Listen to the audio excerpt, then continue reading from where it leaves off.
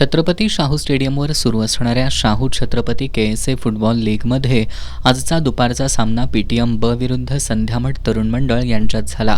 सामन्याच्या पूर्वार्धात दोन्ही संघाला गोल करता आले नाहीत.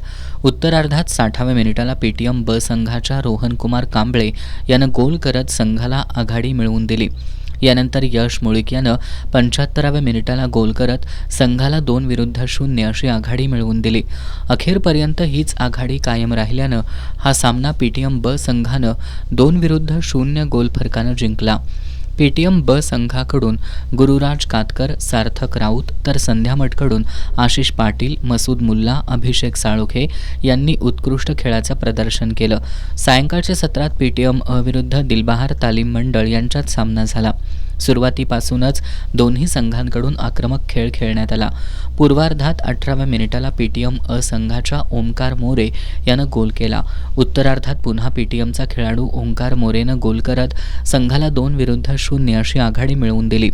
58व्या मिनिटाला यश देवणे यानं मैदानी गोल करत संघाला 3-0 अशी भक्कम आघाडी मिळवून दिली.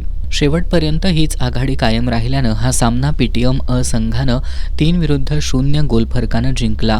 पीटीएम अ संघाकडून दिग्विजय बसरगे, रोहित मंडलिक, नबी खान, यश देवणे, प्रथमेश शेरेकर, ओंकार मोरे तर दिलबहार संघाकडून प्रीतम भोसले, माणिक पाटील, गंधर्व घाटगे, हेबिन, सार्थक मगदूम, स्वयं साळुखे यांनी उत्कृष्ट खेळाचं प्रदर्शन केलं.